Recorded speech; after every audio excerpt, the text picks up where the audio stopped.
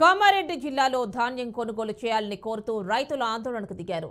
ధాన్యం కొనుగోలు జాప్యంపై ఎందుకు జాప్యం చేస్తున్నారని ఉమ్మడి నిజామాబాద్ జిల్లా డీసీఎంఎస్ చైర్మన్ ఇంద్రసేనారెడ్డిని నిలదీశారు.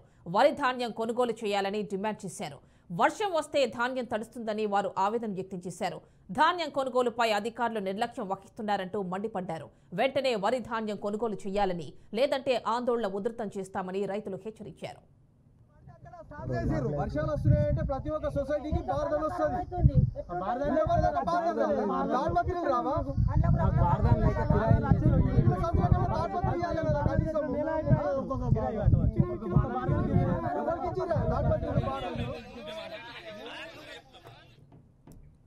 కామారెడ్డి జిల్లాలో ధాన్యం కొనుగోలు చేయాలని కోరుతూ రైతులు ఆందోళనకు దిగారు. ధాన్యం కొనుగోలు జాప్యంపై ఎందుకు జాప్యం చేస్తున్నారని ఉమ్మడి నిజామాబాద్ జిల్లా డీసీఎంఎస్ చైర్మన్ ఇంద్రసేనారెడ్డిని నిలదీశారు.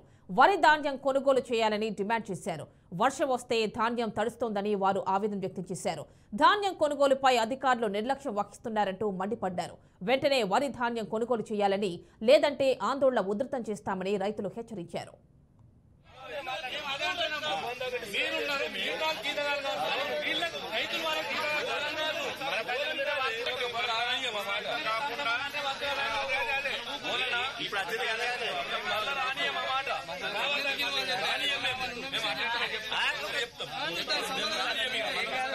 ఇప్పుడు